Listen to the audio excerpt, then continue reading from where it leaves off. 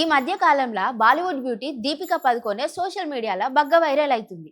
ప్రభాస్ తోని Sandeep Reddy Vanga తెరకెక్కిస్తున్న spirit cinema నుంచి heroine గా దీపికా పదుకొనేను తీసి పడేసిల్లు.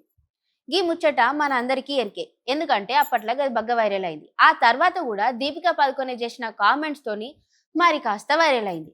అయితే ఇప్పుడు కూడా ప్రభాస్ తోని తీస్తున్న మరొక సినిమా కల్కి 2 నుంచి కూడా దీపికా పదుకొనేను తీసేసిల్లట. నాగశ్విన్ దర్శకత్వంలో రాబోతున్న కల్కి 2898 ఏడీ సీక్వెల్ మూవీలో హీరోయిన్ గా దీపికా పదుకొనే నటించట్లేదని మేకర్స్ అందరు చెప్పిండు. కల్కి 2898 ఏడీ సీక్వెల్ లా దీపికా పదుకొనే భాగం కాదని production house Vyjayanthi movies Twitter లా అధికారికంగా ప్రకటించింది. అన్ని మార్గాలల్లా చాలా జాగ్రత్తగా ఆలోచించిన తర్వాతనే ఈ నిర్ణయం తీసుకున్నాం.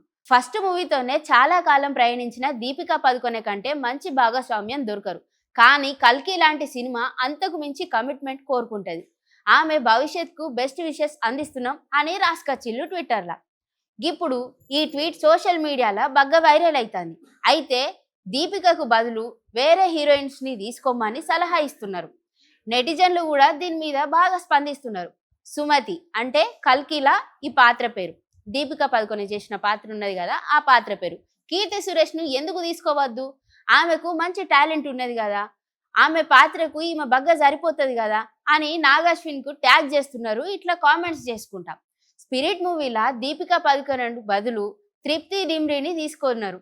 అయితే ఈ ముచ్చట మనందరికీ తెలిసే కదా. దీపికా పదుకొనే ఐకాన్ స్టార్ అల్లు అర్జున్ అట్లీ కాంబోలో సినిమాలో నటిస్తున్నారు. ఈ ముచ్చట మనందరికీ తెలిసే కదా. మరి ఈ మూవీలో ఉంచుతారో తీసేస్తారో తెలియదు మరి.